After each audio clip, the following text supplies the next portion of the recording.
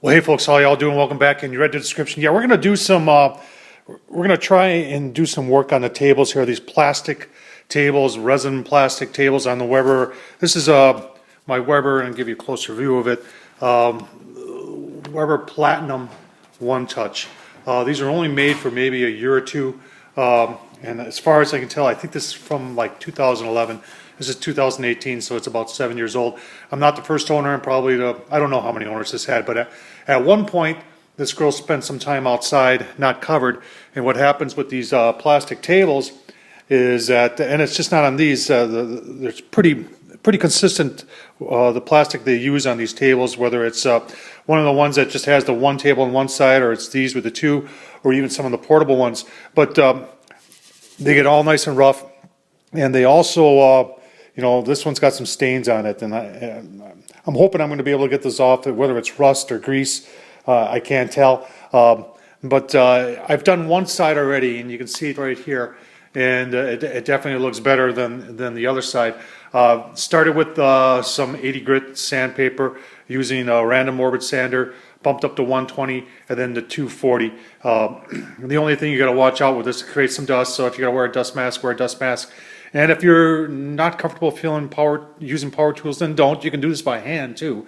In fact, all the edges on here, I hand sanded those edges because you can't really get really good with a power tool in there. So it's turned out pretty decent. For the sealant I put on there, and I'm not the first person to do this. This is 303 protectorant, and it's got ultimate UV protection. So if you're going to put your grill back outside and it's not going to be protected from the elements, this is what you kind of want to use on there. It does a great job of restoring it, darkens it up a little bit. And you may not be able to get all the stains out. You can see I've got some blotches right there that I weren't able to get out, and I really didn't want to get into it that hard with the sander. I didn't want to make any like divots in the plastic table. My ultimate plan, and go back to the big view here, my ultimate plan for this grill would be, I want to take maybe those side shelves off and then make something out of wood. I was thinking maybe some 5/4 inch, 5/4 inch and a quarter, either southern yellow pine or Doug fir that I would cut in, and I'd cut to the same shape, but although I would go a little bit bigger, not this way, but this way, and bump it out maybe an inch or two that way. Give a little bit more room on there. Put a nice little stain on there, not too dark, and then a couple coats of spar varnish so it can handle the outside. I store my grills inside. I store them in the garage, so the UV doesn't get to it that much.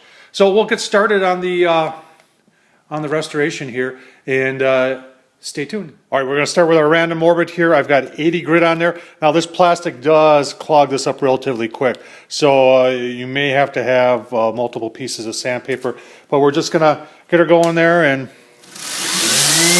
let's go in a nice circular fashion there. I want to try and keep it as even as possible.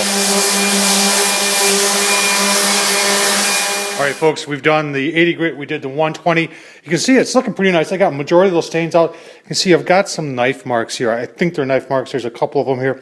I'm not going to be able to get those out. They're just too deep. So we're going to go with the 240 grit now, buff it up real nice, and then we're vacuuming off, and then I'm actually going to take some water and a rag and get all the dust off. And what that'll also do, it'll show me if I missed any areas. So I'll give you a look-see when I do that.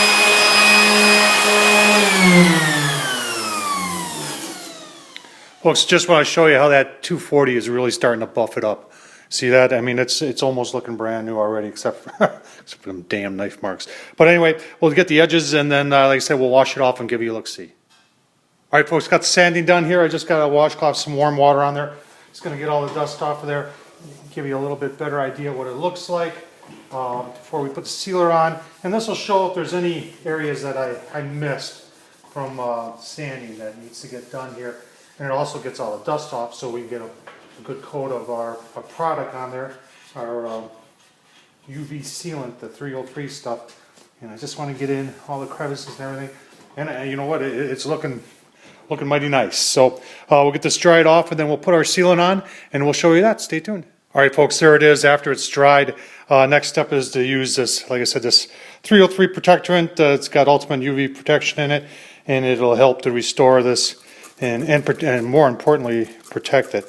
So I'm just going to put it on liberally here for the first time. Probably a little bit heavier than what you would, what the instructions would say, but then I'm just going to kind of wipe it in and keep on going around with it. I want to get it soaked in as much to that plastic as I can. And you can see what it does to the color. It really brings it out real nice, darkens it up a little bit, and it'll lighten up a little bit. And I'll probably apply, a couple more coats of this. We'll give you a look-see once we're done. Stay tuned. All right, folks. So there's the final product. I'll tell you what. Compared to what it looked like before, I know it didn't turn out perfect. There's some blotches in there, but for the most part, it turned out pretty decent. Folks, I can do it, you can do it. This is super simple to do. I'm going to keep on doing some more modifications to this kettle. You can see I modify a lot of my other stuff too, a lot of my other kettles and other type grills. But this is, I tell you what, you can do this yourself. Just some sandpaper and a little bit of that sealant. Turns out great.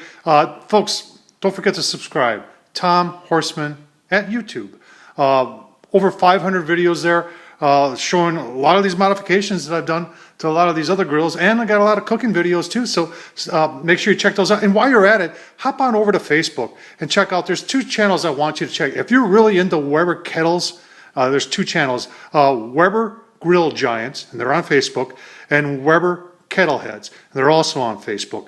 Like-minded people, and their main goal is talking about Weber kettles and what you cook on them and what you can do to them and how old are they and how you can take care of them. A lot of these ideas I get from those channels. So folks, check them out. Tom Horseman at YouTube. And as always, I can't say it enough. Thanks for watching. I really, really, really do appreciate it.